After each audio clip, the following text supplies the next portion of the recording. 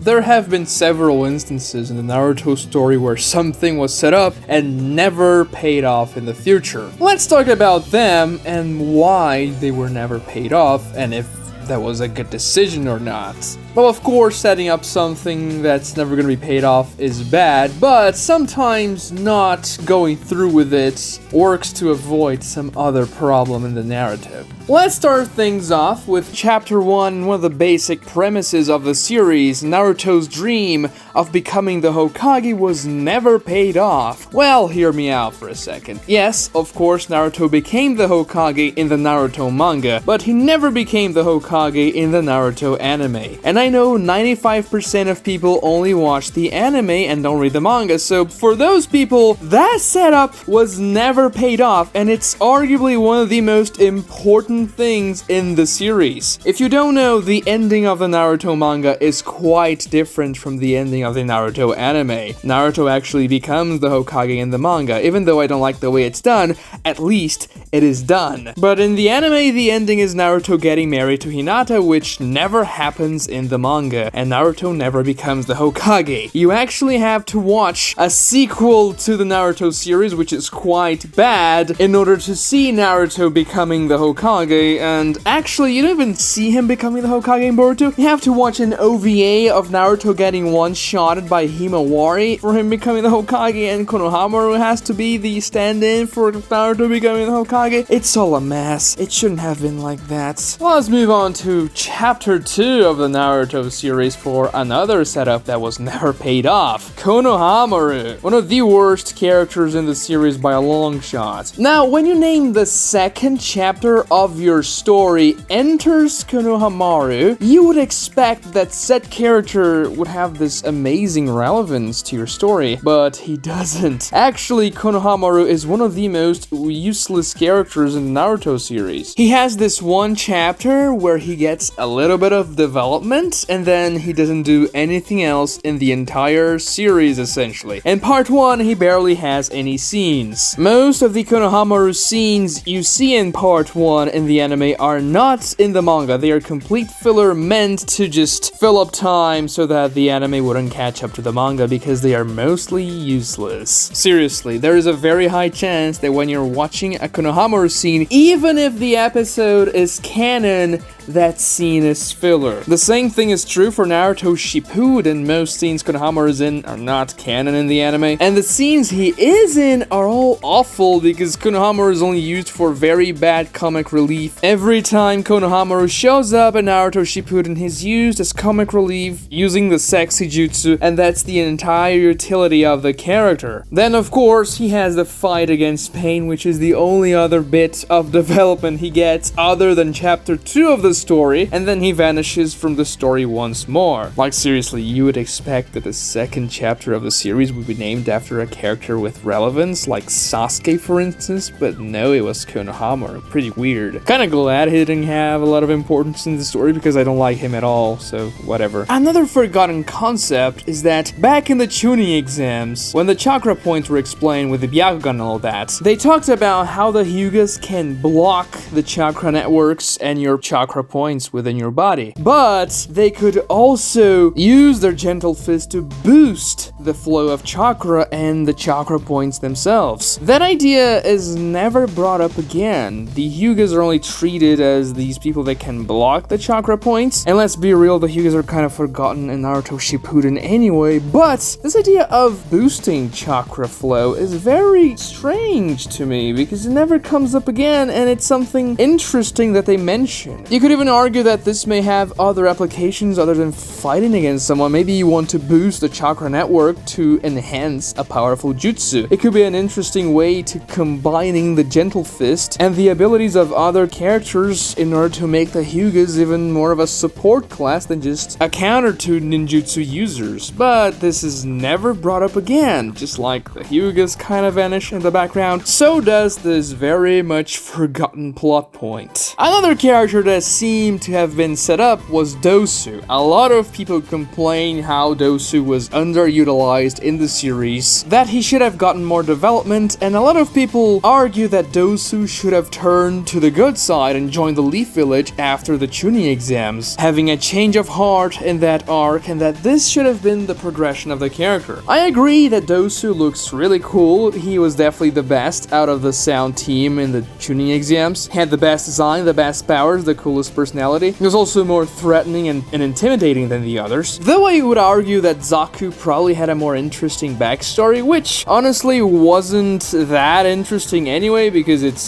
pretty much, oh, I was a guy lost in life and Orochimaru found me and used me as a tool. You can probably assume Dosu's backstory would be similar, but we never really got any in-depth backstory for him. But he was very cool, and he was offed by Gaara unceremoniously, off-screen. Kinda sad for Dosu fans, which thought the character would amount to something. It did seem as though Dosu would be a more relevant character in the story. His fight against Sasuke was very much set up the entire time. He was always like, oh, I have to fight Sasuke. Oh, Sasuke, yeah, Orochimaru put me to fight you. What are we gonna do? He was even trying to kill Gaara so that he could fight Sasuke directly in the Chunin exams. Of course, that didn't work, but Dosu was used as a jobber character. He was set up as powerful because he fought against Lee, he fought against Choji and one-shot him, and then he was put up against Gaara, and then Gaara one-shot him, establishing Gaara as this threatening force of nature that's terrifying and it's gonna destroy everything in its way, and Dosu was simply one of those things. Sometimes killing characters in that way, very unceremoniously, is a good thing to keep tension in the story. If everyone is safe, then you don't really feel that invested because, oh, the characters are gonna survive anyway, nothing's gonna happen to them, but if characters die like that, oh, things can get serious. Also, the cast of the Naruto series was so large already that including Dosu in the middle of things wouldn't really make that much sense. What would you even do with a character afterwards if he were to join the Leaf Village? Maybe you could say he could come back to Orochimaru's hideout and still serve Orochimaru there, but I don't see any service for the character in the story in that way either, so it wasn't a bad thing for Kishimoto to kill the character off very early on and not really develop him any further. But how about Shino's character in OG Naruto? He was forgotten, wasn't he? Shino was the silent dark horse of the Konoha 12, with intelligence approaching Shikamaru's, ruthlessness similar to Sasuke when he blew up Zaku's arms clean off and then laid him out on the floor, and he also had abilities as creepy and broken as Gaara's. Those insects were nasty, they could suck chakra, which is something not everyone can do, and Shino was so versatile as a fighter. The in-universe reason for him not going on the Sasuke retrieval mission was due to him being on a mission with his father, a Jonin and a clan leader. If he was able to somewhat keep up with his dad, which is implied at the age of 12 because he was on a mission with him, we know he was supposed to be the elite for his age, yet he was purposely hidden in the background and only showed his abilities when necessary. He was a hyped up character, so what did we get for Shino in Naruto Shippuden? Well, I suppose he was an extremely powerful guy, maybe an Anbu member, something of a Black Ops guy, I don't know. No, we got a mopey teen who, while still powerful, became a vessel for a meta joke that Kishimoto always forgets about Shino. That transformation was somewhat of a letdown, but it's nothing compared to the absolutely atrocious disgrace Boruto did to his character. The loser school teacher that has to teach Boruto and his friends and talks to stuffed animals. He's become a joke character. It's not that he is comic relief even, it's just that the entire character is a joke, and he was set up to be this menace in part 1. Remember his fights against Kankuro and Zaku, they were so strategical and fun to watch. And he barely does anything in Naruto Shippuden at all. He just goes in the mission to retrieve Itachi and somewhat fights against Obito, even though his insects are useless against Obito, but anyway. Now let's talk about a jutsu that was set up as being this very important thing and was never used again. Chiyo's resurrection jutsu, which she first uses on Sakura to heal Sakura from Sasori's wounds, and this wasn't just like a healing ninjutsu, no. When she used that on Sakura, she was exchanging her life force in order to give Sakura life force and heal her from Sasori's attacks. Of course, then she used the jutsu again on Gaara, this time to literally bring him back from the dead, sacrificing her life in the process. Now, this jutsu came pretty much out of nowhere. It was kind of an asshole, but you can kinda wave that off saying, oh, it was a cool theme for the story. The old lady bringing the young generation back, you know, Gaara, the leader of her village. But usually when you do a jutsu as crazy as that in your story, and it's kinda taken out of nowhere, it's because you're gonna use that jutsu later in a more impactful moment. I always thought Tsunade was going to use that jutsu, but she never does. And then this jutsu is only used once, which is kind of a weird thing. Just think about this jutsu. It can literally bring people back from the dead. It's like the Rinne Tensei. Well, not quite, because you technically still need the corpse of the person, but it's such a broken ability. Why wouldn't a lot of very old and powerful ninjas just learn this ability so that one day, when they know they're too old, they're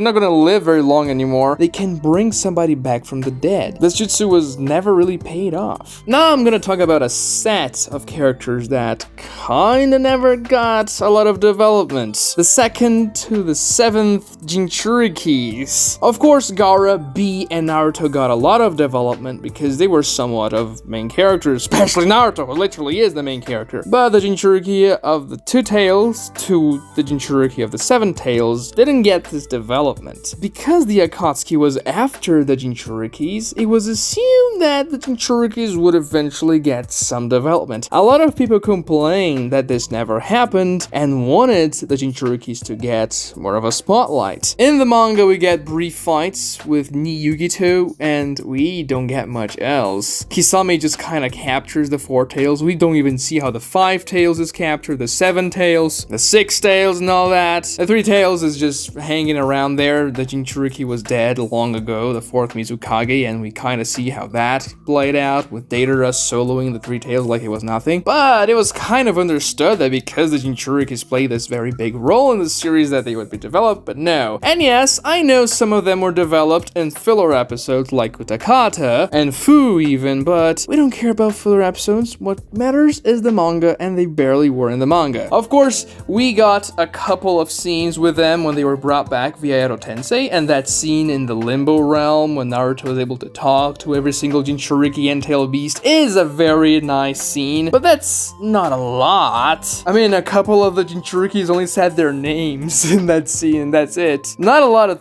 development for those guys, unfortunately. And honestly, I'm not really mad at this thing, because just think about it. If Kishimoto took time to develop every single Jinchuriki with the tail beast and all that before the war arc, because the tail beasts were developed way more in the war arc, but if he had developed the Jinchurikis too before that, the story could have gotten slow and the pacing could have dragged down. Now, maybe this could have been a good thing if the story was well told, then yeah, sure, but sometimes it's better just to move on. Another concept that was kind of forgotten was just the concept of clans in general. Early on, we got introduced to the Uchiha, the Hyuga, yada yada yada, but only a handful of clans are only explored in the Leaf Village, and yeah, they're all Leaf Village clans. Tell me, do you remember any clans from the Sand Village? I mean, the Sand Clan? The Desert Clan? Cause I'm Gaara from the desert? No, that's not a clan. Do you remember any clans from the Mist Village? The Stone Village? And sure, maybe they are explored a bit in novels and other filler episodes and all that, but still, we never get any major clans outside of the Leaf Village. And they were a very important part of the series. They still are, even in the end. I mean, the Uchiha and the Senju clans are extremely important, but it seems as though those 2 and a couple of others are the only ones that matter for the story. And yes, introducing clans from other major villages would have been tough to write because it's just a lot of stuff, and the series as is has too much on its plate already to develop. So I just assumed assume that the other villages, they all have clans, and we just don't really explore them very much because they're not too important for our main characters. For example, I think Darui probably has a clan. Kurotsuchi and Nonoki, they are probably in a clan, and so on and so forth. Kind of similar to the clans concept here. Another concept that was set up and never really paid off was the concept of the smaller nations around the Naruto world. Not the 5 main villages and nations, but the smaller ones in between them in the map, such as the Waterfall Village, the Grass Village, and the Hot Spring Village. Now, of course, the Rain Village, which is one of those small villages, played a huge part in the series. Arguably, the Rain Village is more important than the other 4 great nations, not including the Land of Fire, of course, but it's a very important part of the lore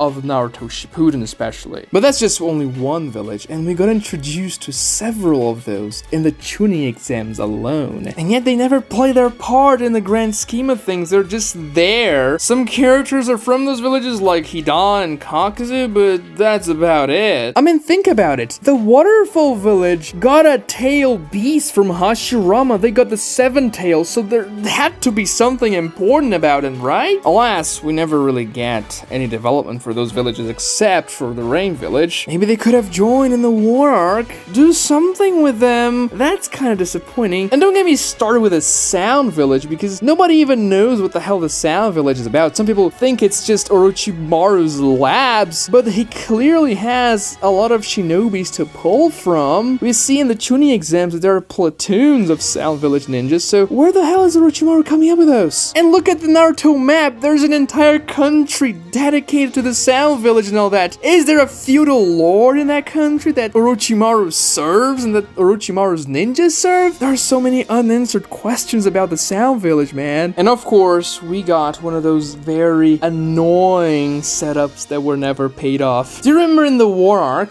when Sasuke was going and trying to kill Madara, and Hashirama was pinned down by Madara's Rinnegan Raws, and then he says, "Hey Sasuke, come here. I have a jutsu I need to give you." What jutsu did Hashirama give Sasuke? What was it? Nobody knows because it was never shown. Sasuke jumps at Madara. Madara had his back turned to Sasuke, but Madara simply uses Limbo, freezes Sasuke in place, and pierces Sasuke with his own sword, scaring him, humiliating him, and all that. That's all fine. I like that scene. That's a great scene. But, you know, Hashirama gave Sasuke a jutsu, whatever that was. The natural course of things would be for Sasuke to use that jutsu against Madara, Hashirama's greatest rival, and a man that's from Sasuke's own clan. A man that's literally Sasuke's previous reincarnation. But no, Sasuke just goes there, dies doing nothing. Now, as I said before, I have absolutely no problems with this scene whatsoever. I like the scene. It's just that if you're not gonna pay Sasuke's and Hashirama's thing off, just don't do it. Don't include that in the story. Or maybe you wouldn't have to pay off so soon, but do it eventually. Maybe when Sasuke is fighting Jubidara. Hell, maybe even when Sasuke is fighting against Kaguya. Or even Naruto. I don't know. Do something about it. It's the first Hokage, the god of shinobi, telling the second most important character of the series, "Hey, I'm gonna give you a jutsu that you're gonna use in a very opportune moment. Come close, listen to me." Now, maybe it wasn't even a jutsu, maybe it was information about how to beat Madara, something, but you had to pay that off. Otherwise, why would you set that up? Now, in my personal Ultra Mega Blaster headcanon, what Hashirama did there was to give Sasuke some of his chakra, even in the Edo Tensei mode. And when Sasuke absorbed the chakra, that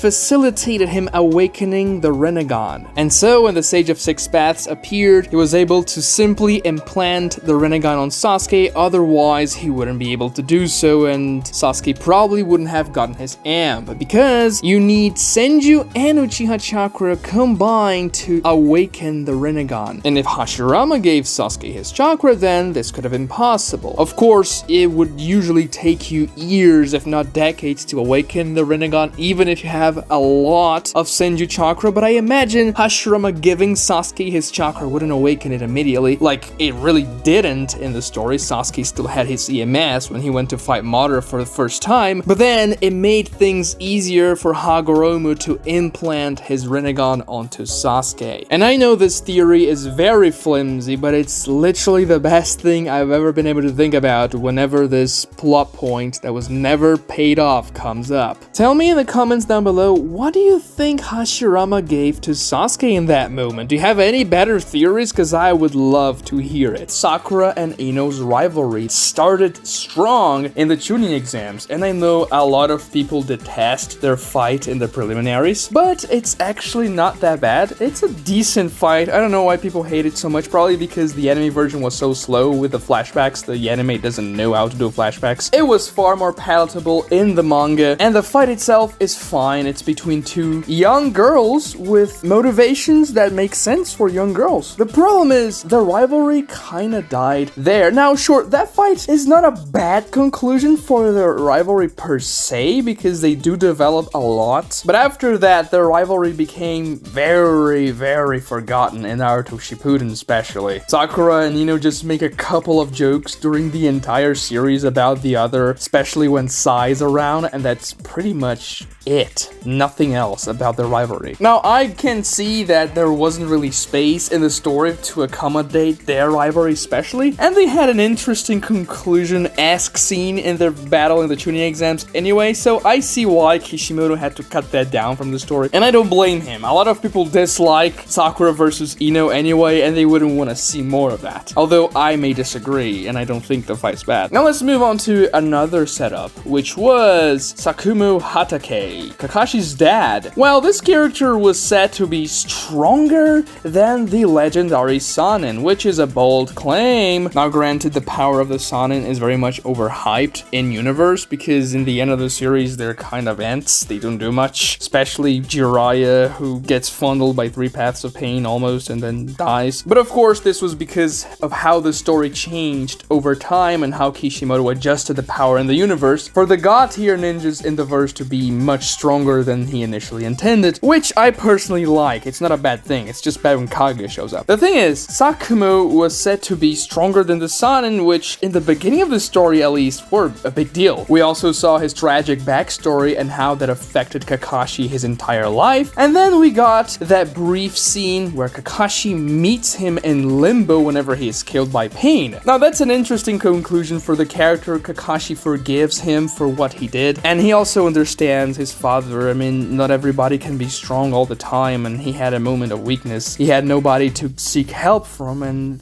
it ended up bad. Kakashi forgives him in a very emotional scene. Now, this wasn't really a bad conclusion for Sakumo's character. He was never really a master character in the story. He was much more of a plot device for Kakashi. But the thing is, when you hype up a character's power level, you're expected to see that power one day? I don't know. That's just me, but I thought we were going to see Sakumo fighting eventually. Be it on a flashback, or maybe even in the war arc, when he is brought back via Edo Tensei. I mean, this guy was set up in the first arc of Naruto Shippuden when Chiyo sees Kakashi and dashes at him like mad, saying, "I'm gonna kill you because of what you did with my children," because Sakumo had actually killed Chiyo's son. Those things, they kinda give me a vibe that this character was supposed to show up eventually in the story, but that never happened. Kishimoto decided to do that in the pain arc without a fight or anything, which is an option, of course. He definitely tried to make the audience on the edge of their seats, not knowing if Kakashi was actually dead or not during that scene, if Kakashi would come back somehow, and he did, with Pain's Rinne Tensei. The same thing can be applied to another powerful character in the lore of Naruto, which is Shisui Uchiha, a fan favorite of many people, which I don't really understand. He's literally a plot device meant to free Itachi during the war arc, and that's his entire purpose. purpose in the story. Now, according to everyone, Kodo Matsukami is the strongest genjutsu in the verse, even though they're able to break Mifune out of it just by telling him his entire genjutsu. Doesn't strike me as very powerful, but Shisui was also known as Shisui the Teleporter. He used the body flicker technique mid-battle, which is something most people can't do because they don't have chakra control or the proficiency to do it. They only use it to flee or just traverse long distances. But Shisui used it to be extremely fast during combats. Honestly, the main reason a lot of people like Shisui is probably because he's really cool to play in the Storm games. But other than that, the character is just really hyped up in universe several times. Ao sees Shisui's eye in Danzo and has a panic attack, essentially saying, "Oh, that eye! I saw it before! It was from Shisui, it has that same color!" Itachi mentioned Shisui. Shisui's even mentioned in the flashback in part 1 when those Uchiha guys come to confront Itachi about Shisui's death because they think Itachi killed him and then he awakens his Mangekyo and all that. But it actually wasn't the case. Shisui just threw himself in the river. By the way, did you know that Shisui in Japanese means death in the water, which is pretty ironic. I mean, I didn't see this one coming, Kishimoto. So I always thought we would eventually see some type of action from Shisui, be it in a flashback or in the war arc again. But we just see his crow eye and that's it. He just has this convenient plot device no jutsu. And if you think about it, why wouldn't Kabuto be able to find Shisui DNA? It should be not too difficult to find. The Leaf Village retrieved Shisui's body, and if he could find Madara's DNA and Hashirama's DNA, I mean Orochimaru found Hashirama's DNA, but you get the point. You could probably find Shisui. Kishimoto just didn't want to bring him in the battle, I suspect, because he didn't want to have to deal with Kodo Matsukami during the chaos of the war arc, because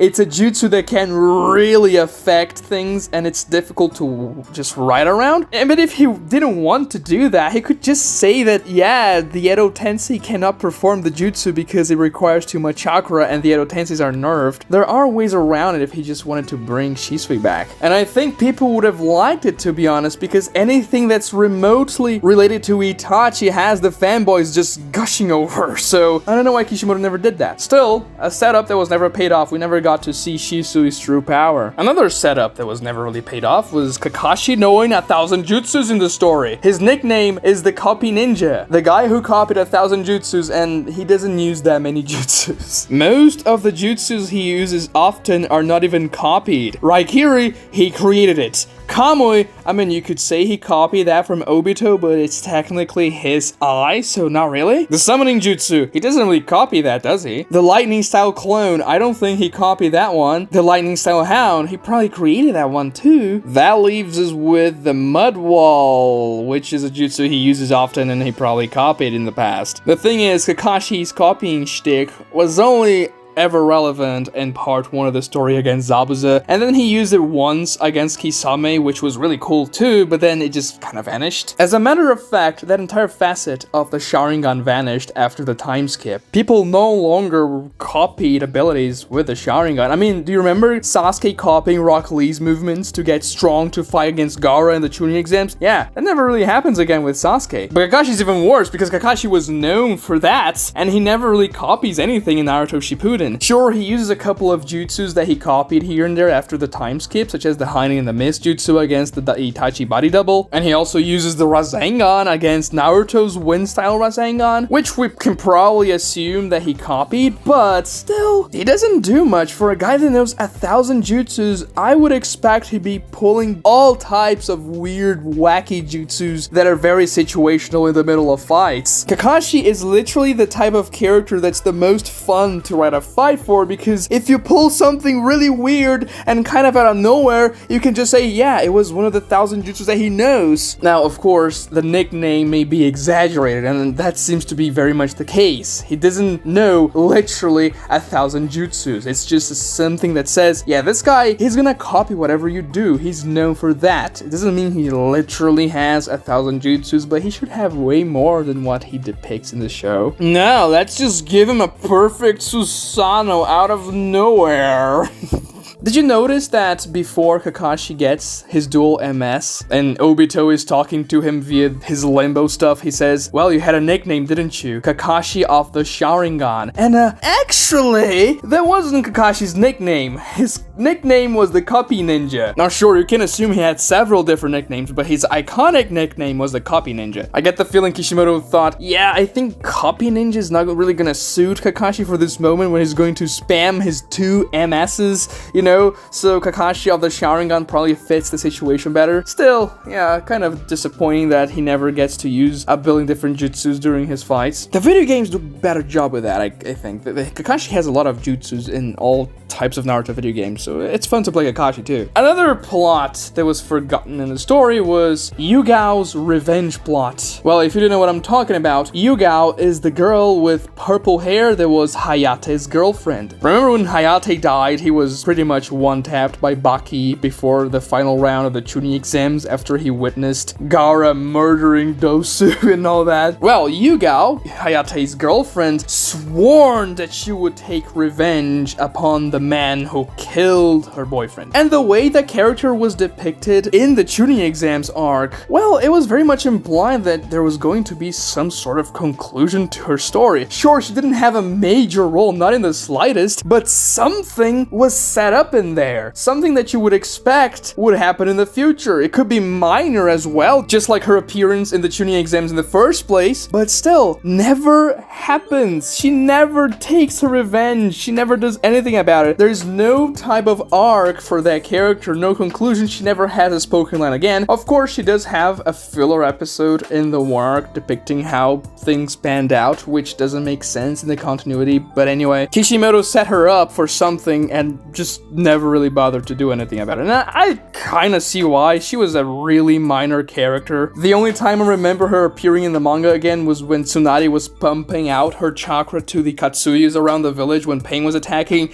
and she was one of the Ambu members surrounding her doing, you know, guard duty, I guess. But anyway, there are things much more important in the story, and I agree that not everything needs a conclusion like this girl. Another setup that was kind of forgotten was just the feudal lords themselves. They were established as these very powerful entities in their respective lands, countries, whatever they are, and that they kind of have the same type of power as the Hokage, but this is never really explained. Like, why do these guys have so much power? Is it just because they fund the shinobi system? Why would they need somebody to fund them if they themselves get the money from the missions? They could just fund themselves, the ninja villages, couldn't they? The feudal lords only appear when they're like really necessary to move the plot forward, such as when the 5 great nations are coming together in order to fight against Madara and the Akatsuki in the war arc, or when Danzo's being appointed as the new Hokage, the fire feudal lord shows up and says, yeah,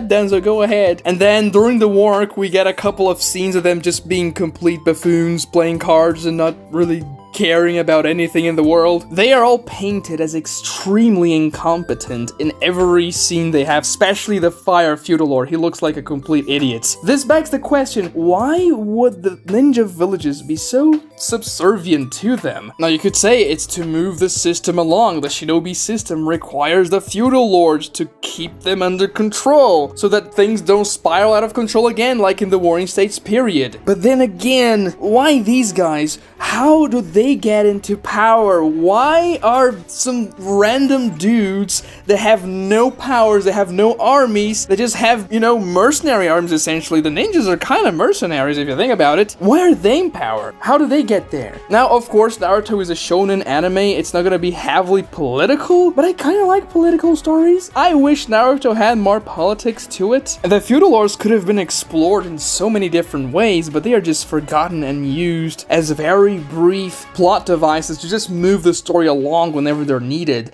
They never cause any conflict in the story. They never really change the status quo of the story. And you would imagine that such powerful people would have the ability to do that. Now let's talk about a fan favorite character, Minato, the 4th Hokage, the Yellow Flash. There was a particular setup with Minato that was never really paid off, and I get the feeling it was kind of a joke. But still, Not really. Remember when Minato was about to attack Jubito, but then Jubito kind of took control over the 10 tails and just denied him cutting his arm and all that good stuff? Well, there was a jutsu Minato was going to perform against Obito in that state. A jutsu that's implied to be Minato's magnum opus. This jutsu has a very long name. It's Minato's Flying Thunder God, Space-Time Hurricane Flash Sequential Steps Style 0, also known as Rasen Flash Super Dance Howl Stage 3. Whew!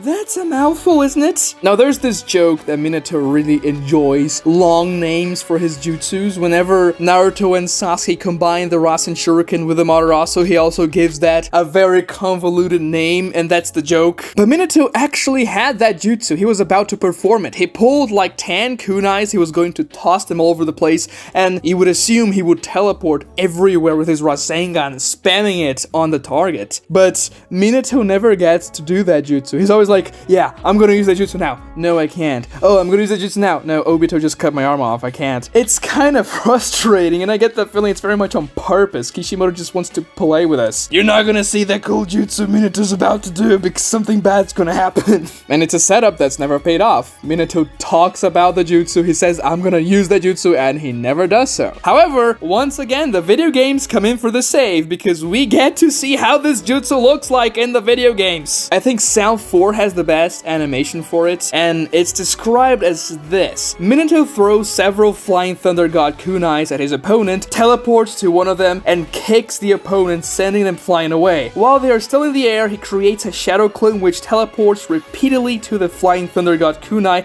around the opponent, constantly slashing them. Minato then goes into Nine Tails Chakra mode, charging a Rasengan. The shadow clone catches the opponent and teleports them directly in front of Minato, who lands his Rasengan, sending the opponent a long way before the Rasengan expands. And that's the jutsu. Now, what Minato used against Obito when Obito attacked the Leaf Village was his Flying Raijin level 2 with the Rasengan combination. This will be the Flying Raijin level 3, which involves a much more complex combo with a shadow clone and much more teleporting. And you have to admit, it would have been amazing to look at. But alas, Kishimoto played us this time. I think he did that very much on purpose. Now let's talk about a very obscure character in the Naruto series that had a bit of a setup but never really paid off. Do you remember Shiho, the very quirky scientist girl during the Pain arc that was helping Shikamaru analyze the code Jiraiya left behind? She had those very strange looking glasses that were supposed to be very thick because she's a science girl. She has to be nerdy and therefore she has to wear thick glasses. Hey, I'm not gonna say she was the most original character, but she did have a setup with Shikamaru. She had a crush on Shikamaru, and that was very much apparent in every scene they were on. Shikamaru was absolutely clueless about it because Kishimoto really likes this trope of the guy being clueless, that the girl likes him, and Shikamaru and Naruto suffered the worst for that. But anyway, when they were investigating the code Jiraiya left on Fukasaku's back, she was always there with Shikamaru trying to help him and Naruto out, and then she was also kind of simping over Shikamaru, but not in an overt type of way like Karin simps for Sasuke, for example. And then after the Pain arc, she literally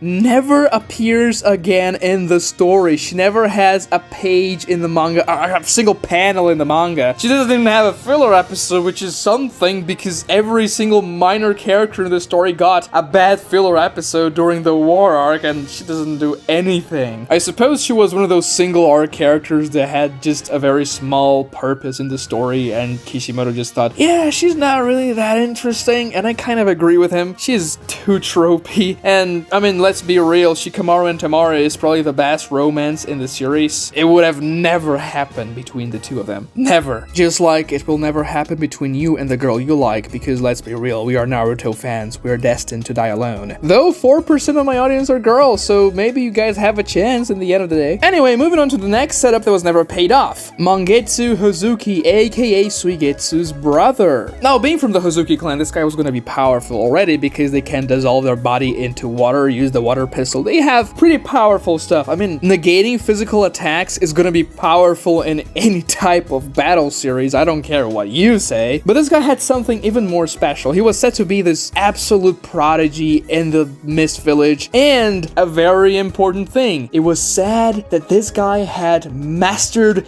every single sword of the 7 ninja swordsmen. So this was a big deal. I mean, you have to assume it takes a long time to practice to master one of those swords, and he mastered all 7 of them. Now, how he did that? I don't know. Did the other ninjas in the 7 ninja swordsmen just borrow their swords? Like, was Mangetsu just like, hello, can I have your sword for a day, please? I would like to practice with it. Now, the thing is, this guy does appear in the war arc. He is brought back via Edo Tensei, but he comes back without a sword. Very interesting choice here. Now, I think it is implied that his original sword, the one that he actually had possession over, was Hiramekare, Chojuro's sword, and therefore he didn't really have any sword, but just give another sword to him. If he could master all 7 of them, why couldn't Kabuto just give one to him? In the end of the day, he was kind of disappointing in the war arc. He never really paid off the promise that, yes, I know every single sword. It would have been much more interesting if, I don't know, Kabuto fought with him using all the swords. Maybe a different member of the 7 ninja swordsmen could just jump in, toss him a particular sword he needed in a situation, and then he was just dual wielding the swords and then using several swords at the same time. I don't know. It's just that this statement that he mastered every single sword, it never paid off, you know? Suigetsu was very envious of his brother just because of that, because he literally mastered every sword of the ninja swordsman, and yet we don't see this mastery paying off. What gives? Come on, Kishimoto. The next setup that never really paid off was Yamato, the captain of Team Kakashi when Kakashi was out.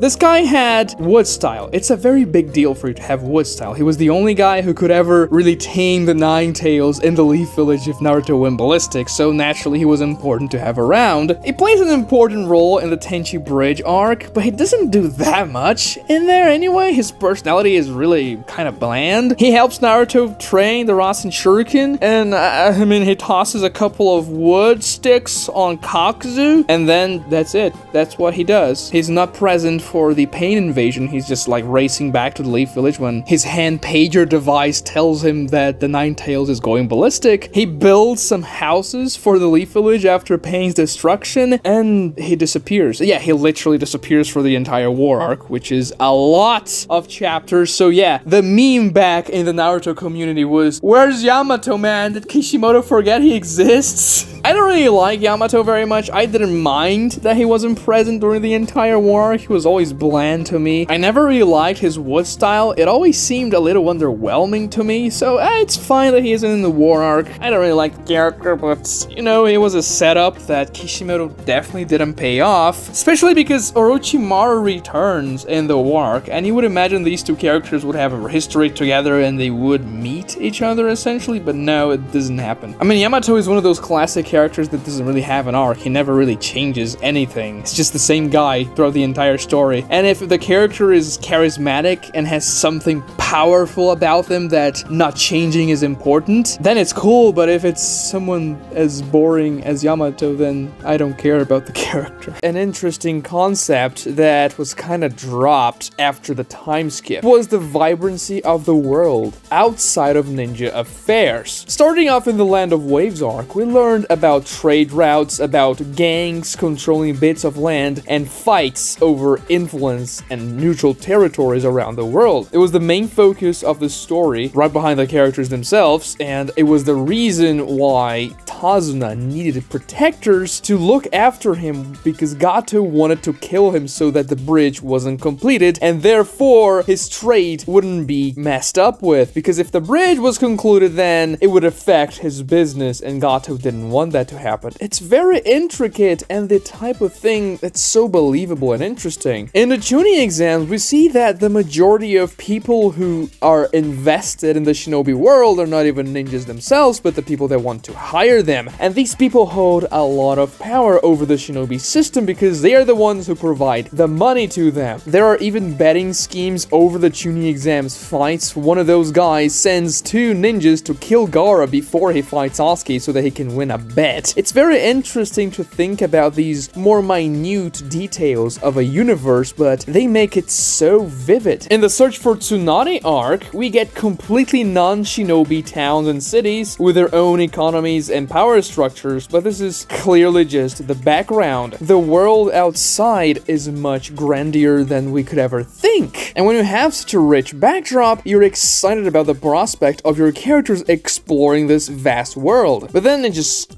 kinda disappears after the time skip, which is disappointing. We're much more focused on the ninja villages themselves, which is not a problem in of itself because they're interesting places, of course, but then this non-shinobi aspect of the world building is a little bit neglected. We no longer see repercussions for quote-unquote small things in the Naruto world, such as trade route disputes, which caused the Land of Waves arc, for example. The only time we really see a non-shinobi town in Naruto Shippuden is when they're looking for Itachi and Sakura kind of encounters Karin on the way. Kishimoto chooses not to expand the world building that much more, and he focuses more on the lore from events past. It would have been interesting to see more things done with the Naruto world in terms of world building in Naruto Shippuden, but then again, Naruto and the main characters' focus had changed. Now they're after the Akatsuki because the Akatsuki is the actual threat in the world, and their missions are not going to involve mundane matters as much, which can be seen as a bit of a problem because Naruto's career as a ninja does not resemble a normal career whatsoever, because almost no ninja in the history of the world would go on such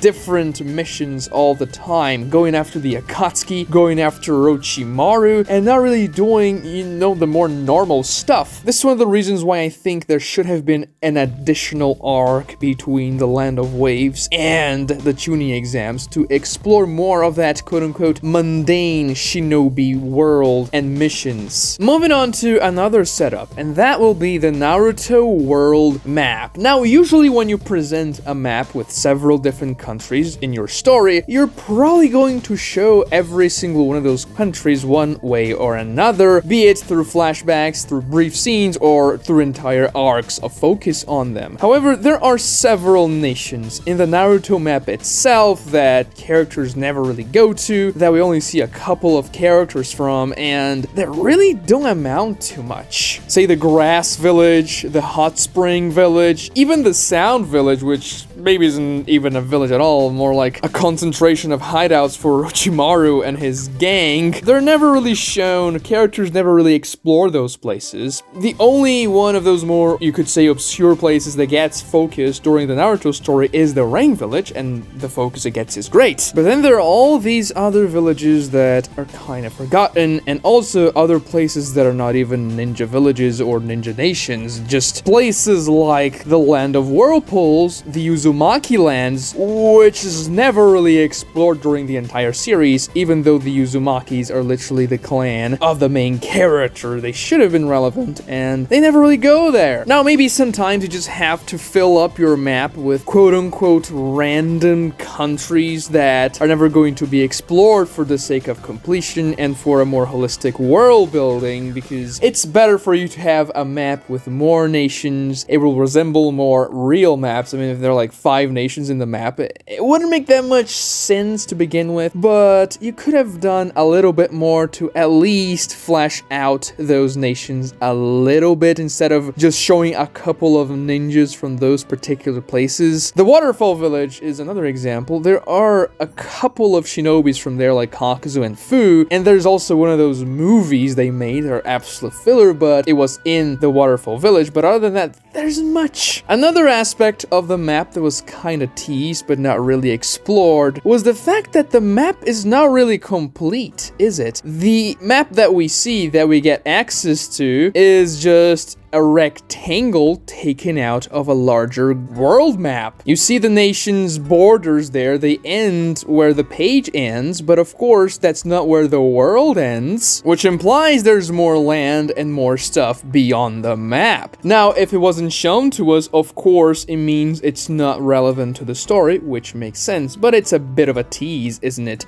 It also makes you wonder, is the Naruto world a Pangea-like world, or does it have more continents around? The Sasuke Retsuden novel seems to imply it has other continents because they go to that new country that resembles the Middle East, and we never get an explanation as to where that country is. It's certainly not in the usual map we get to see throughout the entire series. And then when Ada uses her jutsu that expands around the entire globe, we see glimpses of other continents when it's zoomed out and we can see the entire planet. But yes, you could say this isn't a setup that wasn't paid off because it wasn't really a setup. It wasn't shown to the audience because it had no relevance, and therefore you shouldn't expect to get a payoff in the end. It's just a bit of a tease and something fans really wonder about. Now let's talk about another interesting fight that never happened, but that was absolutely teased. And that was Sakura versus Conan. This fight, it's not that it was teased within the story itself, but in the opening of the Pain arc. Actually, there were several things in that opening that never happened. For example, Team Guy was in the Leaf Village during the Pain invasion. Also, and this is the main point of this particular setup, Sakura fought Conan in that opening, and the people who hadn't read the manga when the anime was coming out were definitely excited with the prospect of Sakura fighting an Akatsuki member. After all, Sakura is in the main team of the series. You would expect her to have a big moment in the story, especially if they are teasing it in the opening. But no, she doesn't get that fight. She doesn't get that fight at all. She barely does anything in the Pain assault. She's healing a couple of people, she's punching a couple of summons from the animal path, but other than that, not much. She also screams, "Naruto, please come back," and then he appears, meaning she has the most powerful summoning jutsu in the series. But that was kind of a cheap move by the anime. Of course, this has nothing to do with the manga, because it wasn't as though Sakura and Conan were set up to fight within the story itself. Just in the anime version, the opening scene just really teased the audience, saying, you know, Sakura is gonna fight Conan, it's gonna be a big kunoichi battle. But no, and I think it's kind of cheap when you do that. There's a lot of problems involving openings of anime. Sometimes they give away too much and spoil the entire story. Sometimes they make promises that are never delivered and therefore they disappoint the audience. It's kind of hard to make an interesting opening that doesn't give too much away and that doesn't make things up for the sake of hype. But up until this day, people still want to see Sakura versus Conan because of that opening, and I made a video about that in my Rewriting Naruto series. You're free to check that one out if you're interested. So now let's move on to the war arc, when things start to get a little bit silly in the Naruto story. First of all, let's talk about Guy and the 8th gate. The Gate of Death, the one he used against Jubidara in a very climactic and emotional fight. Now, it was set up very early on in the series in the Chunin exams that the 8 gates demand extreme effort, and they deal recoil damage to the user's body. Rock Lee was barely able to move after he used the first gate against Gaara, and then when he opened the 5th gate, he was absolutely destroyed. I mean, Gaara also crushed him, so there's that, but it's very hard on the user's body. It's also established when the gates were being explained that the 8th will grant the user power to surpass the Hokage, but in exchange, the user dies. It's the ultimate sacrifice for an insurmountable amount of power. This was an extremely interesting setup. It was then reinforced in the war arc itself when the 5-tailed beasts that were being controlled by Obito were aiming their Bijudamas at Guy and Kakashi, and they were absolutely royally screwed. Guy says, okay, I'm gonna open the 8th gate to get us out of this situation, and Kakashi says, don't do that, you're gonna die if you do that. And then Kakashi says, I'm gonna Kamui them away. It wasn't necessary because Naruto befriends Kurama, gets KCM2, and deflects the Bijudamas away, but that's not the point. The point is that they reinforced the setup that the 8th gate is gonna kill you. And from the inception of the 8 gates, we knew the 8th gate was eventually gonna be used. Otherwise, why would you even set that up, right? Well, except this is a video you about setups that were not really paid off, but the 8th gate was used. The fight was great. The flashback with Might Dai was great as well. Him fighting against the 7 ninja swordsmen. He doesn't really fight on screen, but just that moment when they cut from Might Dai to Might Guy using the 8th gate, it's amazing. But the one very specific and hardcore condition that was imposed on those who use the 8th gate, that was not paid off. The fight between Guy and Jubidara was so emotional because we knew Guy's life was forfeit. He was not going to survive that fight. It was the ultimate sacrifice. He was trying to defeat Madara with everything he had. He was sacrificing himself for the new generation. Madara makes fun of Guy, saying the red color he depicts with the 8th gate is the color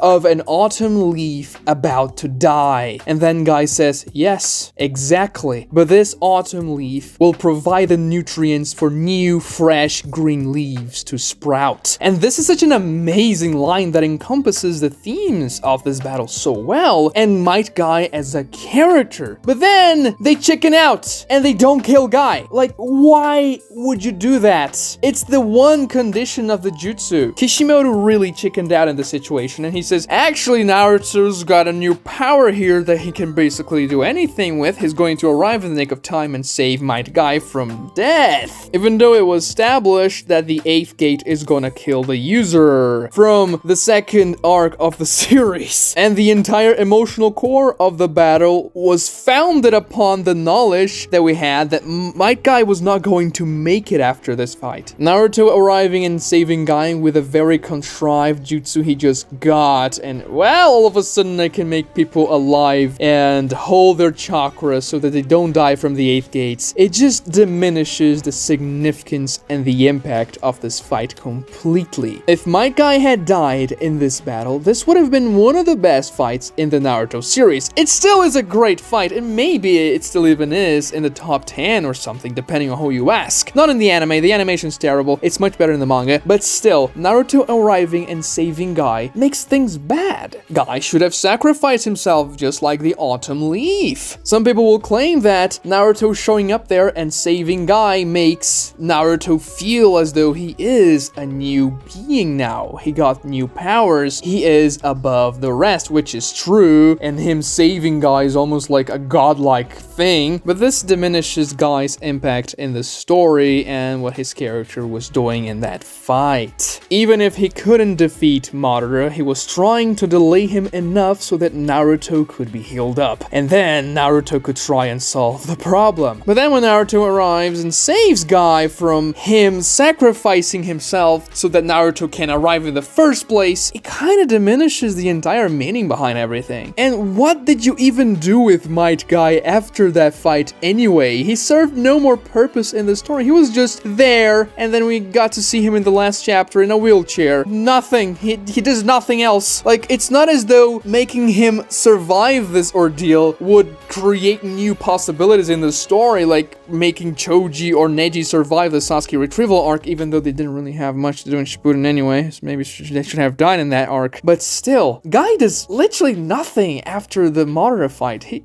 definitely should have died in that situation, especially because of the impact of the scene itself and because of the setup. You know, the 8th gate's gonna kill you. That's it. There's no way around it. It would have been much better this way. But anyways, let's move on to the next point, the next setup. And this one comes right after Guy survives the 8th gate, which is when Naruto acquires the 6 Path Sage mode. And we see something very interesting about his character design right after he uses the QB Chakra mode with 6 Path Senjutsu. He acquires the ability to use truth-seeking orbs. Truth-seeking orbs were used by Jubito and Jubidara to great effect. They were a nightmare to deal with. Those two characters were relying very heavily on the truth-seeking orbs, especially Jubito for everything, and they were a Keke Mora, literally the pinnacle of ninjutsu. It's even something better than ninjutsu. It's god jutsu almost. Oh god, don't make me remember Shinjutsu, please. But anyways, when we saw Naruto with truth-seeking orbs, they look cool first and foremost. But then we also thought, okay, this is gonna be insane. Naruto got this power now, and this was very, very powerful before. Imagine what the protagonist of the series is gonna do with them. The fight against Madara is gonna be insane. Of course, the fight against Madara ends in a terrible, terrible way. But then again, it's not even the point of this setup. The point is that Naruto's usage of the truth-seeking orbs is nothing short of absolutely disappointing. Well, he does a couple of things with them. Let's go through them. First, he uses the truth-seeking orbs as a rod to assault Madara in taijutsu. Doesn't work. Fine, he's learning. He's learning, okay? Naruto's learning. Second, he uses the truth-seeking orbs as a platform for Sasuke, so Sasuke can fly when Kaguya summons that magma dimension.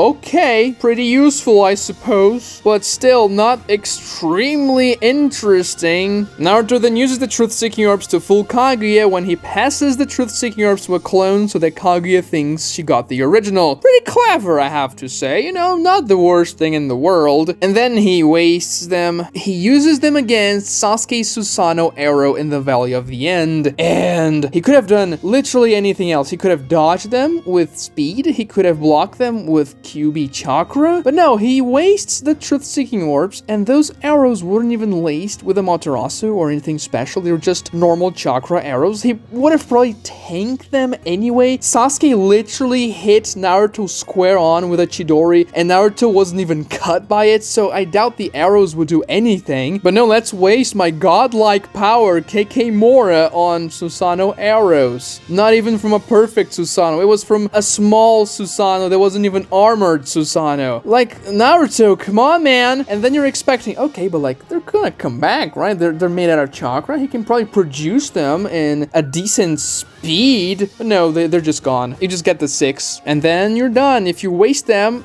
bye-bye, truth-seeking orbs. Not anymore. If you compare what Naruto did with them to what Jubito, creating those shields, attacking and defending, molding the truth-seeking orbs format to make the attacks more powerful, and also making the sword of Nunaboko, making that omnidirectional shield around himself, and Jubidara did the same things. Naruto's usage of the truth-seeking orbs is very lackluster, and him being the main character makes things even weirder because, yeah, why would you give the main character truth-seeking orbs if he's not gonna do anything with them? Very strange indeed. And next, we have the Rinne Sharingan, the most powerful dojutsu in the entire series. Now, first, I don't like how the Rinne Sharingan looks at all. I actually hate it. It looks absolutely ugly. This third fat eye on the user's forehead looks bad. I don't like it. I don't care too much about, you know, the design of the Rinne Sharingan. The several Tomoi are nice and all, but it being in the middle of the forehead makes any character look goofy, and I don't like that choice. Having said that, this jutsu is literally the pinnacle of dojutsu in the series. It's more powerful than anything by a long shot, and we never even get to see what it does. Now, of course, it casts the Infinite Tsukiyomi. That's a pretty big achievement, granted, of, yeah, the most powerful jutsu ever cast, but then it does nothing else. You would expect this amazing eye to have so many quirky abilities, but no, it's just never used. Never ever used. Jubidara, well, he gets the eye, the Rinne Sharingan, he uses Infinite Tsukiyomi, and then Zetsu stabs him in the back, ruining the entire series and bringing Kaguya. Kaguya never really uses the eye. Like, it's just there for the sake of it being there. Although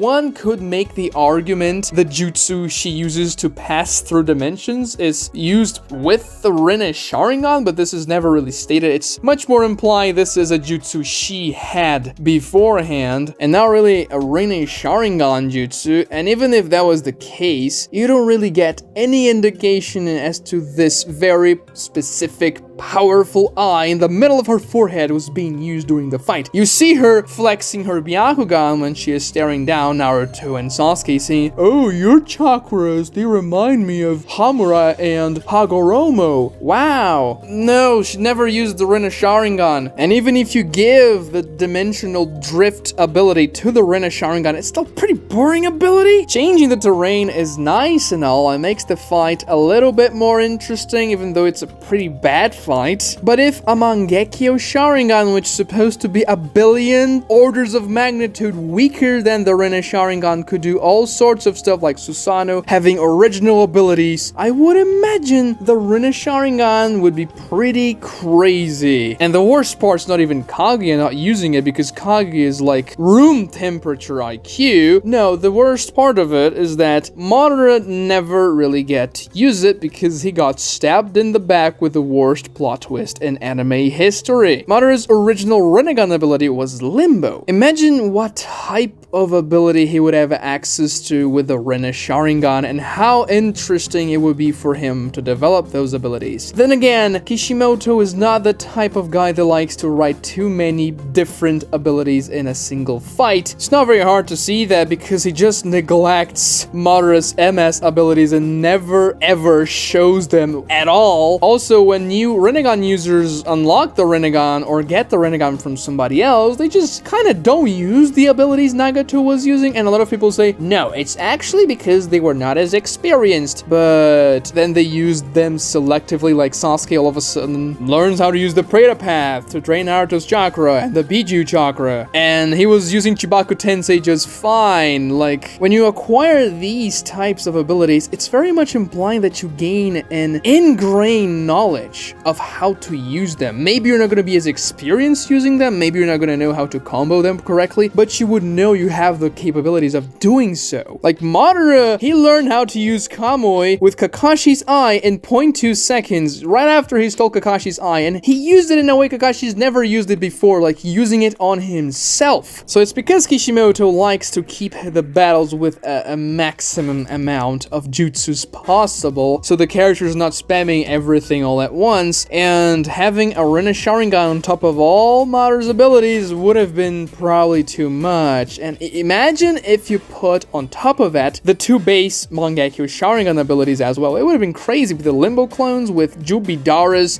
just senjutsu attacks, the lightning style, the tempest style, wood style, the Susanoo. Jubidara doesn't even use the Susanoo, at all. But still, unfortunately, the Rinne Sharingan remains as one of those jutsus we just don't know exactly what's capable of, except for the infinite Tsukuyomi. Sakura. Remember when everyone said that Sakura was amazing at genjutsu, that she has so much potential for genjutsu, that she was brilliant? I mean, Kakashi said that in the training arc with the bells. Sasuke said that several times about Sakura, and that had to do with Sakura's chakra control. She was the best at controlling her chakra among Team 7, and therefore she had a lot of potential in becoming very good at genjutsu. This was very clearly a setup for Sakura being the genjutsu user in the team. It was clear that Team 7 was foreshadowed and built up to be split in between the three major ninja arts. Sakura for genjutsu, Sasuke for ninjutsu, and Naruto for taijutsu. However, this never happens. I mean, Sakura never learns a single genjutsu. She just breaks out of a couple, and yeah, that's pretty much what she does with genjutsu. She becomes the healer of the team, which also requires really great chakra control, so it's not as though that ability went to waste. But we can see that the genjutsu guy in the team is Sasuke because the Sharingan and whatnot, and I don't think that's a bad idea. Of course Sasuke should be good at genjutsu because that's the entire Uchiha shtick. However, giving Sakura some type of genjutsu would have been good, especially because she was so heavily foreshadowed to be this genjutsu prodigy, that not giving her anything up until the end of the story doesn't make much sense, especially because everyone always wanted Sakura to be stronger, and she should have been more powerful than what she ended up being, because yes, she is in the main team of the series. She should be more relevant in terms of her character and strength, and that just never happens. Continuing with Sakura and promises that were never paid off, well, we have Sakura's inner self, which was a very funny gimmick that Sakura had in part 1 of the series. Her inner self was always contradicting her thoughts or reinforcing them, usually for comedic relief. But in the Sakura vs. Ino fight, which a lot of people hate, and I don't really get it because it's a fine fight, man. I mean, it's alright. In that fight, Sakura uses her inner self to essentially expel Ino from her consciousness, and that actually allows Sakura not to lose the fight. The fight ties in the end, but still, she would have lost if not for the inner self. And you could say, yeah, they came out of left field, and sure, it kinda did, but Naruto did motivate Sakura as well. So that also helped Sakura's inner self to break her out of Ino's jutsu. And that is never used again. Sakura never uses her inner self for anything else other than just comedic relief. And in Naruto Shippuden, she just stops using it. The inner self kind of vanishes from the story entirely. Which is sad because honestly, that was one of my favorite aspects about Sakura's character. Now let's move on to a fight that was teased to no end, but we never got it. Sasuke versus Neji in the Chunin exams. Neji and Sasuke were both said to be the prodigies of their year. They were both from very prestigious clans and talented ninjas. And they were always compared, essentially. Whenever someone talked about Neji, they talked about Sasuke and vice versa during the Chunin exams. So everyone thought, yeah, these two guys are probably gonna fight. Never happened though, which is kind of strange. You would figure a fight between Sasuke and Neji would be very hype and that people would love watching it, but I understand why this fight was never included. The story simply didn't have that much space. It could have been included in the Forest of Death, but putting the fight there would be a stomp for Neji, and that's probably not what Kishimoto wanted. He would probably want something more balanced, so having Sasuke fight Neji in the final round of the Chunin exams would be more ideal. However, Neji's character arc in the Chunin exams could not be fulfilled without fighting Naruto, and also Sasuke couldn't lose because he had to fight Gaara. Therefore, the Sasuke versus Neji fight simply couldn't happen in the appropriate moment for Kishimoto. After the Chunin exam, Sasuke just becomes way more powerful than Neji, and the fights would also be a stomp, but now for Sasuke's side. So unfortunately, even though it would have been very nice to see them fight in a battle to the death, not to the death, but in a very hard battle, we don't see it because of the story and because of the pacing, and also because things just wouldn't fit so well if they had that fight. Now let's talk about a character that was built up as being important and kind of forgotten, and that's Anko. Now I'm not gonna be here talking about every single character that was forgotten in Naruto Shippuden, but Anko is a more interesting case for me because she was Orochimaru's pupil. And we know that the pupils of the Sanins have a great significance in the story, especially Minato and Naruto and Sasuke and Sakura. Granted, Chizune is not that important, but still, Anko had a curse mark. She had an interesting arc during the Forest of Death. She even wanted to take Orochimaru with her so that she could get rid of him forever because she hated him so much for what he did. And that was so very interesting. Anko was a compelling character, and after this arc, she literally disappears from the story, appearing once every 100 chapters and never doing anything relevant whatsoever. Seems a bit wasteful if you wanna ask me. I get the feeling Kishimoto had something planned for Anko and Orochimaru, but never really found the right way of executing it or even where to put it in the story, so he just chose to kind of ignore Anko forever. I mean, she's not even in the war arc, she's just laying there in Kabuto's hideout. Her only purpose for existing there is just to bring Orochimaru back. It's kinda sad. Another character that was built up and never paid off was Kurenai. Now, granted, Kurenai has one fight, if you could even call that a fight, in the entire series. She uses genjutsu against Itachi, and every single person in the Naruto fandom makes fun of her because of that. But Guys, she's a genjutsu specialist. What did you want her to do? Like throw a rock at Itachi or something? No, she had to use her most powerful ability. It just so happens that she didn't really fight the right opponent for her. But the thing is, she was one of the prominent jonins in the Leaf Village. She was the sensei of one of the main teams. So you would expect she would have gotten something. I mean, Asuma got an arc surrounding him and his death. Kakashi is Kakashi, I don't have to explain that one. And Guy fought Jubidara. Kurenai got pregnant. And that's her character in Naruto Shippuden. She doesn't do anything other than having a baby, which is great. Don't get me wrong, that could have happened and I'd be grateful for, having more kids in the Naruto verse and an interesting story about the new generation, but she doesn't get anything to do. She is just there. Why doesn't she go to the war? I mean, you would figure Kurenai would want to protect her child, so she would want to fight the war because, yeah, man, it's important. That's the lesson Asuma was teaching. Protect the king. The king is the next generation. And Kurenai just sits there and does nothing, which is really sad. I mean, she was a genjutsu specialist, something we literally never see again. The only time we get a glimpse of how a genjutsu specialist may fight is in that fight against Itachi, which is a really bad example. And let's move on to Naruto Shippuden with the Akatsuki Rings. I don't know if you recollect, but in the beginning of Naruto Shippuden, when the Akatsuki was being introduced a little bit more and we were seeing more characters, the rings that the characters wore were a big deal. Every Akatsuki member had a different ring with a different color that had a different meaning, and every single one of those rings was linked to one of the fingers of the Gero Mazo. There was a significance to that Kishimoto just never really explored. He just said in the end, oh yeah, the rings are cool because the Akatsukis are cool and that's pretty much it. But that was not the case whatsoever in the beginning of Naruto Shippuden. When Deidara loses his arms, he is looking for his ring specifically. He is more concerned with his Akatsuki ring than with his arm.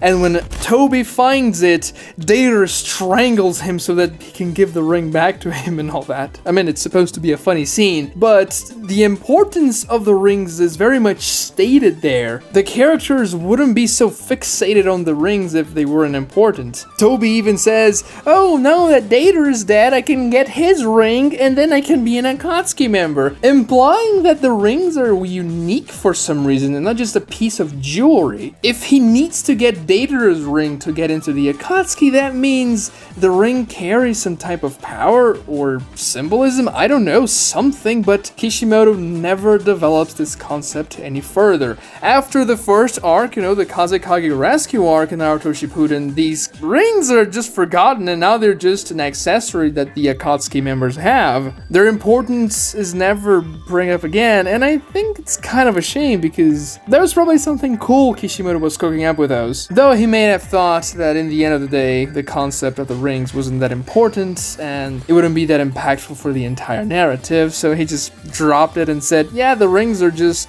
the symbol that you were an Akatsuki member, and that's pretty much it. Now let's talk about a rivalry that was never paid off, really.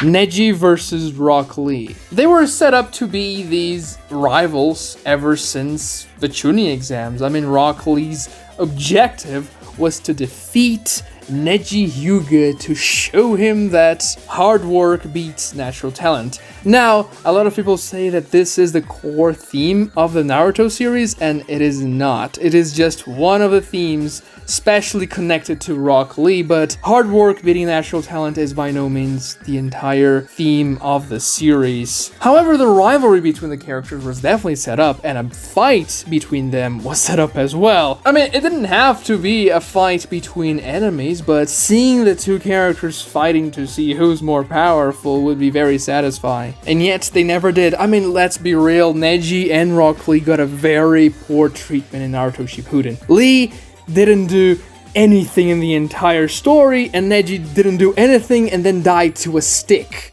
Team Guy wasn't very well treated, except for Guy.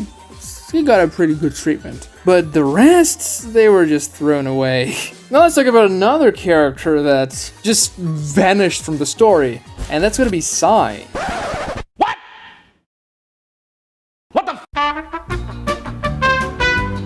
He was introduced in the Tenchi Bridge arc as a guy from the root, Ambu, a spy for Danzo that's looking over Naruto and seeing what's happening. I don't really like Sai that much, not having a personality and having to develop, feelings and learning to express emotion is a type of arc I'm not a great fan of, but it's serviceable. Sai serves as a mystery for the Tenchi Bridge arc. We're always second guessing his true intentions. And also the book, he's drawing all those drawings and not having the book completed in the end with his brother, and then him completing it and shaking his brother's hand in the book. It's something interesting. It essentially finishes the character's arc up well in that particular arc, but then Sai disappears from the story. He has no relevance whatsoever after the Tenchi Bridge arc. And you would expect he would, because he is one of the Team 7 members. Now, not that I'm really pissed off at that, because I don't really like Sai that much, so it's fine that he is not in the narrative, but it's so weird that even in the arc where Danzo is most prominent, in the 5 Kage Summit arc, Sai just has this minute role that doesn't amount to anything, and you would expect that, okay, his boss is in the battlefield and doing stuff.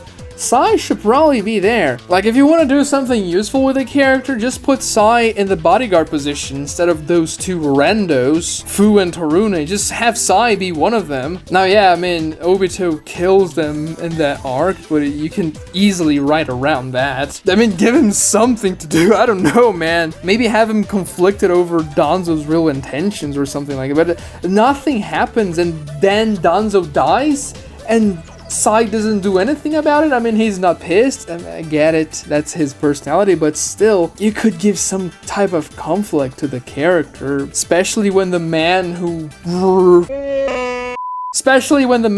raised him as a shinobi tool dies. I mean, maybe he loses purpose. Maybe he finds a new purpose. But he's just there. And then he pretty much does nothing in the arc as well. Another plot thread that was kind of dropped was Naruto's promise of bringing peace to the Rain Village. When Naruto confronted Nagato after defeating the Paths of Pain, and after them having that very lengthy conversation about what's the cycle of hatred and who's gonna stop it and all that, Naruto said he will bring peace to the Rain Village when he becomes the Hokage, and we just never see that happening. And as far as I remember, Naruto says many times that he never goes back on his word, so apparently Naruto was lying. No, but really, we never see the Rain Village again, unfortunately. I mean, we see it for a couple of chapters when Conan fights Tobi/Obito/Madara there, but we just see it in the distance, to be honest. We don't see how the villagers are doing. We don't see the village itself. We just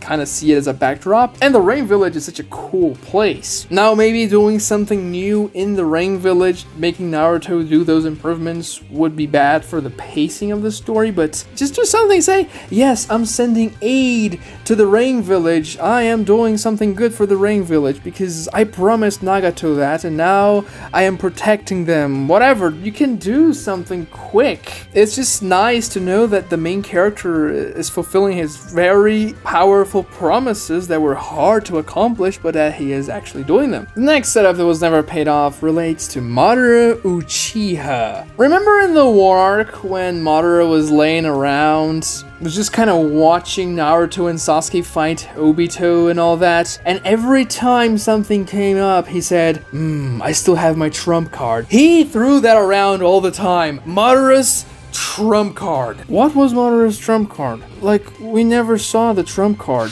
Now, one could say Madara's trump card was using Black Zetsu to make Obito use the Rinne Tensei on Madara to revive Madara, and that's something Madara actually does, but fails because Obito manages to overpower Black Zetsu and he becomes the Jinchuriki of the Ten Tails instead. But you would expect that whenever Madara used his trump card, he would say, yes, now I'm using my trump card, and not just leave the audience guessing. And honestly, Black Zetsu being the trump card, I don't like that one bit, if that was Kishimoto's intention. Now, maybe you could say Limbo was Madara's trump card, but he couldn't use Limbo when he was in his Edo Tensei state, and he was talking about the trump card when he was in the Edo Tensei state. So clearly the trump card was either something really bad, like the Black Zetsu thing, or we just didn't see it. Which is kind of what the video is about. We never saw Madara's trump card, unfortunately. The first time I read those chapters in 2013, I think that's when they were coming out, I thought his trump card would be his MS abilities that we also never see in the story. But no, we just don't find out what the trump card was. And another setup that was never paid off was Tenten getting the tools from the Sage of Six Paths in the end of the war arc. I mean, sure, Tenten used a couple of the tools to one-shot Kakuzu and all that, but remember when Madara became the Jinchuriki of the Ten Tails and he spat 2 of those tools that Obito used to summon the Ten Tails in the first place? Those tools landed on Guy and Neji. It was a funny scene. And then when Guy and Neji go to the battlefield to fight Jubidara, they say, oh, Tenten stayed behind because she found the tools of the Sage of Six Paths and she's trying to figure something out with them. Every single person that was reading that saw this panel and they thought, boy, Tenten's gonna seal Madara. This was the meme for years. People were saying that Tenten was gonna solo Madara, that she was gonna win the fight, and Tenten was gonna save the day, like this completely useless character that never won a fight except for the fight against her doppelganger was going to seal the most powerful character we had ever seen by a long shot because she is a master of weapons, and by coincidence, the most powerful weapons in the existence of mankind landed on her lap. And so everyone was excited to see when's Tenten showing up, when's Tenten gonna seal Madara, and she never came, unfortunately. She was just put under the Infinite Tsukiyomi just like everyone else in the Alliance. And that was it. I mean, to be honest, I prefer Tenten sealing Madara than the Zetsu thing and Kaguya and all that. It would have been much more interesting, at least. So Tenten never uses those 2 tools. She never seals Madara, she never does anything with them. We only see the tools in the last chapter when Tenten is running her weapons shop and nobody is really buying anything and the weapons are there. Which is really strange, to be honest. Just having those legendary, powerful weapons laying around as a display in your shop is really strange. I mean, would a gun shop have nukes on their display? Sure, they were not for sale, but still, it's just weird. But anyway, tell me in the comments down below if I missed any setups that were never paid off in the Naruto series. Watch this other video right here for more entertaining Naruto content. Subscribe to this channel if you haven't already, and like this video to help me out with the YouTube algorithm. It really helps if you like the video. Thank you so much for watching.